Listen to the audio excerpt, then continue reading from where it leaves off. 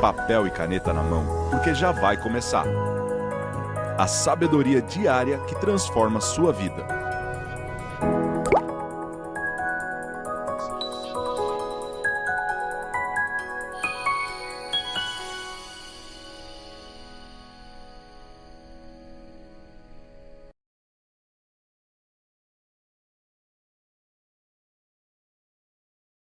Ou seja, gente, a gente está aprendendo conceitos novos de uma palavra que a gente sempre soube. E é isso que eu quero explicar para você nesse princípio que encerra o dia de hoje, que é o princípio do amor. Sabe por que você não entendeu o que é o amor ainda? Porque é muito fácil ver quando as pessoas não amam de verdade. Dá para perceber. Porque o amor, ele tende a ser confundido com um sentimento. Se o amor fosse um sentimento, ou seja, estou amando sentimento, a gente não poderia cumprir quase nada do que a Bíblia fala sobre amor. Quer ver uma coisa que a Bíblia diz? Amai os vossos inimigos. Tá de brincadeira comigo que Jesus está me pedindo isso. Ele quer que eu ame, que eu fique de beijinho e abraço com quem me feriu, com quem me humilhou. Se amor fosse um sentimento, a gente não teria como amar o inimigo. Como é que você vai ter um sentimento positivo de amor por alguém que te humilhou, alguém que te abandonou? Alguém que pisou em você? Se o amor fosse um sentimento, a Bíblia não diria que o amor dura para sempre, porque não tem sentimento que dure para sempre. Sentimentos são passageiros. Se amor fosse um sentimento, a gente iria amar um dia, odiar outro, depois voltava a amar de novo. O dia que está bem está amando, o dia que está mal está odiando. A gente ia ficar numa flutuação louca de sentimentos e emoções. Mas o amor, ele não é um sentimento. O que é o amor? O amor é um mandamento. Novo mandamento vos dou, que amais uns aos outros, que ameis uns aos outros. Ou seja, não é sentir amor, ou seja, e eu vou te explicar o que é amor de uma forma que você vai entender. Não é sentir algo por alguém. Amar é a capacidade de você se colocar no lugar do outro, sentir o que o outro está sentindo e não conseguir ficar parado diante daquilo. Você ir fazer alguma coisa. Então, por exemplo, os fariseus perguntaram para Jesus assim: Mestre, o que é um amor? Jesus, como um homem muito inteligente e sábio, como todo inteligente e sábio, nunca dá uma resposta direta. Sempre conta uma história ou faz uma pergunta. Todo homem inteligente e sábio nunca dá uma resposta direta. Sempre! Ou conta uma história ou faz uma pergunta. Mestre, o que é o amor? Aí sabe o que Jesus respondeu? Certo homem, vai começar a contar uma história. Certo homem estava descendo da cidade de Jerusalém para Jericó. E de repente um grupo de salteadores pegou esse homem e espancou esse homem. Roubou tudo que ele tinha, deram uma surra nele e deixaram ele como morto no chão. Ele vai contar essa tragédia para explicar o que é o amor. Espancaram o cara, roubaram o cara, deixaram ele caído no chão. Aí Jesus continua falando, aí passa um sacerdote, que era uma figura espiritual, um guia espiritual, uma liderança espiritual muito séria na época, olha para um homem caído no chão, espancado, roubado e passa direto, não para. Aí você fala, que absurdo, hein? O cara diz que é de Deus e não parou para ajudar, mas a gente também não pararia não, se coloca na situação dele. Quem aqui é do Rio de Janeiro? Rio de Janeiro. Tu está na linha amarela, irmão, 2 horas da manhã. O cara caído no chão todo ensanguentado. É ruim de eu parar. Primeira coisa que eu vou pensar, se eu parar, é uma armadilha, vai ser um monte de gente fuzil, vai me assaltar. Ou segunda coisa que eu pensaria, se está todo arrebentado assim, fez por merecer, não vou me meter nisso não. Nem sempre é insensibilidade. Às vezes você não quer se arriscar. Então a gente julga o sacerdote que passou direto, mas talvez a gente faria a mesma coisa. Sei lá porque o cara está jogado ali, ué. E o cara é um bandido e está todo ferrado ali porque apanhou. O sacerdote passa, vê, não faz nada.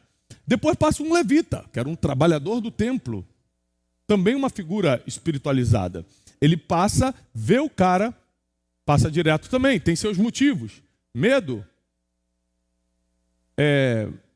Insensibilidade? Não sei. Falta de tempo?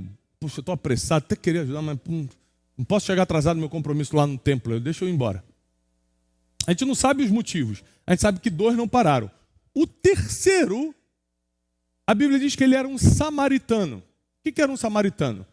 Um povo que era perto de Israel, que não se dava com os judeus. Lá, quando a mulher samaritana está tirando água do poço, lá no livro de João, e Jesus fala, me dá um pouco d'água. Sabe o que ela responde para ele? Como tu, sendo judeu, pede água para mim que sou samaritana? Aí entra parênteses na Bíblia. Visto que os samaritanos não se dão com os judeus. Era um povo que não gostava do outro. Era como judeu e árabe hoje, se batem de frente o tempo todo. E o homem que está caído, espancado, é um judeu. E o homem que está passando é um samaritano, um povo que não se dava com o outro. Jesus explicando o que é o amor. Aí a Bíblia diz que o samaritano olha para o judeu e o seu coração se comoveu e não conseguiu seguir adiante. Aqui vai começar a definição milenar do que é o amor. Eles nem se conheciam. Você não precisa conhecer uma pessoa para amar. A Bíblia diz, amai os outros como a si mesmo.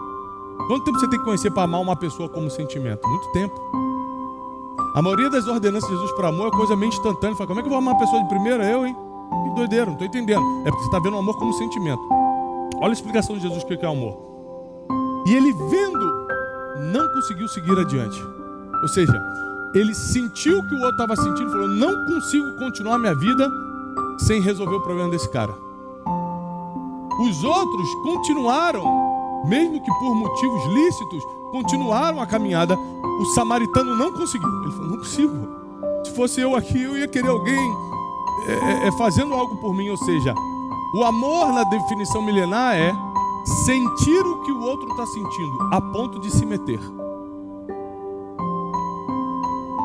Sentir o que o outro está sentindo, a ponto de se meter. Olha o que a Bíblia diz, se teu inimigo tiver fome, dá-lhe de comer. Como é que Deus vai pedir para você dar de comer para o teu inimigo? Simples. Você olha para o cara e fala assim, é meu inimigo, me fez mal, mas eu gostaria de passar fome? Não, então toma aqui comida.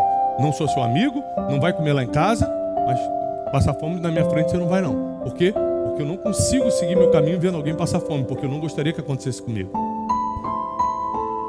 E aí aquele homem sai da sua montaria, passa azeite, vinho nas feridas, tenta recuperar o homem, vê que as feridas são muito sérias, coloca ele na montaria, leva ele para uma hospedaria, um hotel na época, paga a noite dele e bota um tratamento. Fala assim, olha, cuida dele para mim e se faltar algum dinheiro, bota na minha conta. E aí Jesus encerra essa história falando assim, isso é amar o próximo. Ou seja, nem conheço, mas eu estou vendo uma situação que eu não consigo fingir que eu não vi. Eu nem conheço, mas eu não consigo seguir minha vida vendo ele sofrer desse jeito. Então eu paro e me meto. Isso é amor.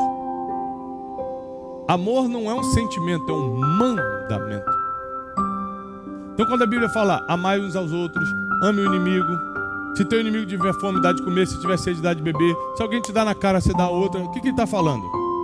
Porque tudo isso, se for como sentimento, é difícil. É ruim de você me dar um tapa na cara e eu vou te dar junto. Se eu ver como sentimento, se eu ver como mandamento, aí eu começo a entender a forma de pensar de Jesus sobre as coisas.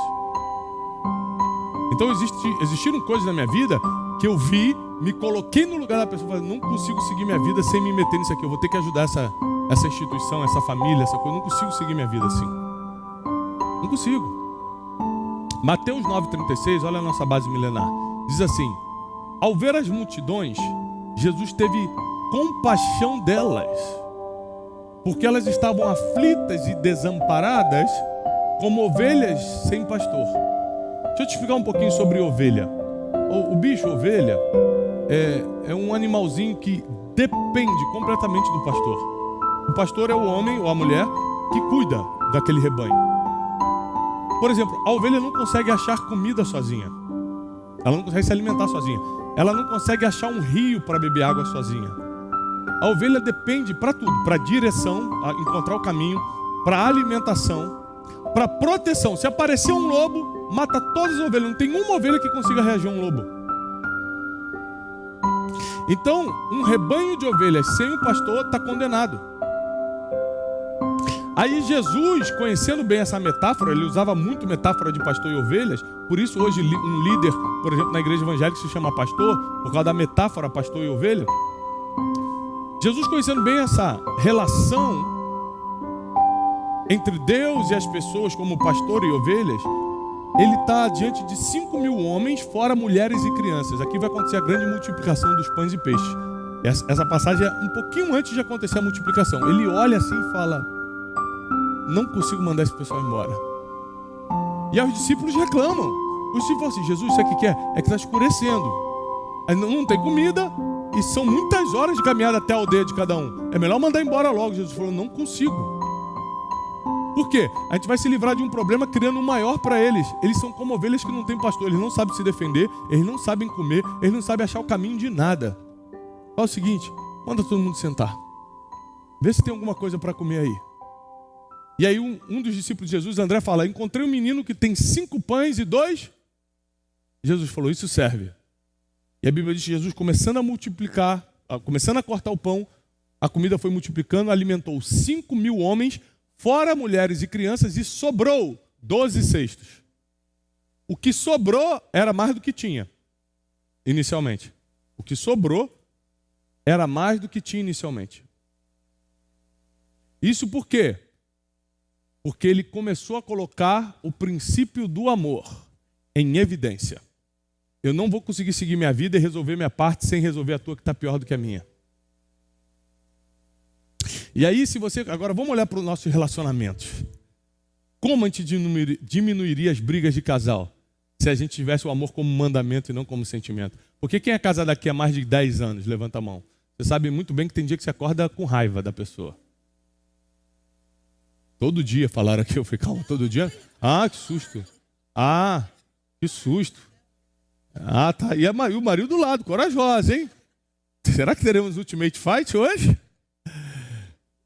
Ou dorme com raiva, fortes revelações, né? Muda mulher, que mulher não tem papo na língua, ela fala mesmo. O marido fala: como é que tá lá o marido? Tá tudo bem, mulher? Mentira, estamos brigando todo dia, tá uma confusão. Ai, ai, ai. Eu sempre falo isso: quer conhecer um cara, pergunta para a mulher dele como é que ele é. Que a mulher fala mesmo: isso aí não presta. E aí, se a gente for olhar, não como sentimento, porque às vezes você não acorda nem amando, você acorda cheio de raiva da pessoa, ou dorme cheio de raiva. Se eu for olhar como mandamento, você sempre vai se colocar no lugar da pessoa, sentir o que ela está sentindo antes de falar o que você fala. E aí você mediria melhor as palavras, você teria mais paciência, porque você se coloca no lugar da pessoa: eu gostaria que, se eu estivesse fazendo isso, ela tivesse mais paciência comigo. Se eu estivesse errando nisso que ela está errando, eu gostaria que ela olhasse de outra forma. Aí quando você começa a sentir o que o outro está sentindo, você começa a agir diferente. Isso cria um impacto no teu relacionamento sem precedentes. Porque você começa a resolver problemas antes mesmo deles serem criados. Eles só estão começando e você já está resolvendo. Por quê? Porque você está se colocando no lugar da pessoa e está tendo o que a Bíblia chama de compaixão. O amor como mandamento é o que a gente conhece como compaixão. A inteligência emocional deu nome a um sentimento chamado empatia, que é o poder de você se colocar no lugar do outro. A compaixão, que foi inventada por Jesus, é a evolução da empatia. Não é só se colocar, é sentir o que o outro está sentindo, a ponto de se meter. Amor. Porque eu amo meus filhos. Eu vejo algo que eu não concordo, que eu não aceito, e eu me meto, eu vou lá e disciplino. Amor. O amor, assim como a sabedoria, lembra que eu te expliquei que você saber algo é conhecimento, você praticar é sabedoria, você perceber algo é compaixão, você fazer é amor. Percebi que aquela família está precisando de ajuda, não tem comida, eu estou penalizado, eu estou tendo compaixão, mas até agora eu não estou tendo amor. Amor é a manifestação prática da compaixão. Eu não só senti, eu fiz, eu resolvi. Eu amo. Provei que eu amo. Então você nem sequer precisa conhecer alguém para amar. Então, você imagina, hoje a gente tem vários problemas no mundo. Lembra que eu falei que quando a gente quebra princípios surgem as regras humanas? Então hoje a gente tem problema: discriminação, racismo, vários outros problemas contra pessoas. Por que isso existe? Porque nós quebramos o princípio do amor. Então surgiram as regras. Não pode fazer isso, não pode discriminar, não pode aquilo, não pode. Mas nunca pôde. Na Bíblia nunca pôde. Na Bíblia nunca pôde. É porque a gente quebrou o princípio do amor, surgiram as regras humanas, que inclusive te prendem se você quebrar agora. Lembra que eu expliquei que o princípio te promove, mas a regra não te faz nada? Você cumpre para quê? Para nada, só para não ser preso. É muito melhor cumprir o princípio, que tem recompensa, tem galardão. Então, eu não faço mal para você, eu não te persigo, eu não infernizo tua vida, porque eu estou debaixo de um princípio que se chama amor. Eu me coloco no teu lugar e falo, eu não gostaria que alguém me perseguisse. Eu não gostaria que alguém falasse essa besteira na internet contra mim, então eu também não vou fazer. Amar é mais fácil do que você imagina. É que para amar você tem que estar com as suas emoções em ordem. Então você não consegue sentir o que o outro está sentindo.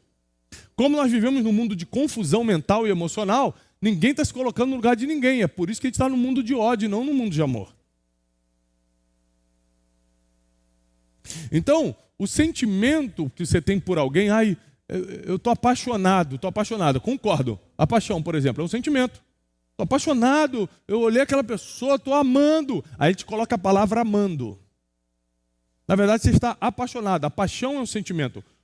O amor é um mandamento. O amor é um mandamento.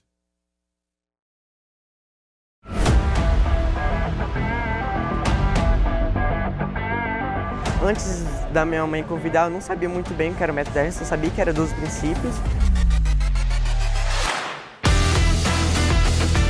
O meu irmão ele já tinha vindo no método 10 passado e ele me falou mais ou menos como é que seria. E olhar a apostila dos princípios e parecia tão simples, palavras tão simples, que eu, pela minha ignorância, eu acreditava que eu sabia o que era. Só que o Thiago apresentou uma perspectiva totalmente nova, algo que eu nunca tinha parado para pensar por causa eu já sabia disso. Porque é algo tão simples, parece ser simples, mas não é, é muito profundo. Eu só tenho 15 anos e a maioria daqui das pessoas queriam ter minha idade e fazer esse método. Inclusive as 4 pessoas falaram isso para mim e falaram para eu valorizar isso, aproveitar a minha idade para que eu consiga ter um futuro muito maior do que eles seriam. Primeiramente eu tenho que focar em mim para eu conseguir evoluir e junto com essa minha evolução eu vou conseguir influenciar outras pessoas para me acompanhar. Talvez muitos não queiram, mas eu vou conseguir influenciar as que queiram. Eu diria que a melhor forma de você alcançar sucesso seria vir para o método Dash, porque por estar na cidade a gente não sabe muito bem como aproveitar nosso tempo. O método Dash seria mais ou menos um passo a passo para tu adquirir conhecimento dessas áreas que o Thiago Brunet falou. Inclusive, uma das melhores formas, como ele falou, é fazendo curso, e o método Dash é justamente isso.